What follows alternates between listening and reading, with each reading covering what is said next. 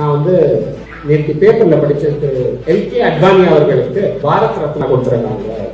நான் 2 நாள் முன்னாடி நம்ம முன்னாள் பிரதமர் டாக்டர் மன்மோகன் சிங் வீட்டுக்கு போயிருந்தேன். அவர் போய் 92 வயசு அவர். அதனால பாவம் நிக்கிறது கூட கஷ்டப்படுறாரு. ஆனா நான் உள்ள போனப்ப முதல்ல நான் உட்கார்ந்ததுக்கு முதல் கேள்வி என்ன கேட்கிறாரு, பிரவீன் நம்ம இந்த பட்ஜெட் எப்படி இருக்கு, நம்ம பொருளாதாரம் எப்படி இருக்கு, இந்த வயசுலயும் முடியாத சூழ்நிலையும் அவருக்கு அவ்வளவு நாட்டுக்கு இதை பத்தி தான் யோசிக்கிறேன். இப்ப நம்ம எல்லாம் இந்த செல்போன்ல கேமரால வச்சு போட்டோ எடுக்கிறாரு, நம்ம எல்லாம் செல்போன்ல பேசணும். காரணம் ராஜீவ் காந்தி, டாக்டர் மன்மோகன் சிங் 1990 என்ன செஞ்சாரு.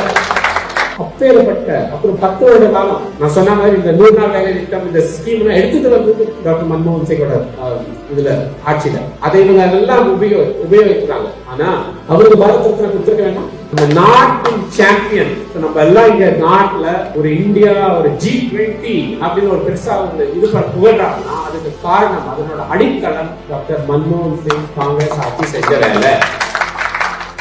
அப்படிப்பட்ட ஒரு பெரிய லீடருக்கு பாரத் ரத்னா கொடுக்க வேண்டாமா?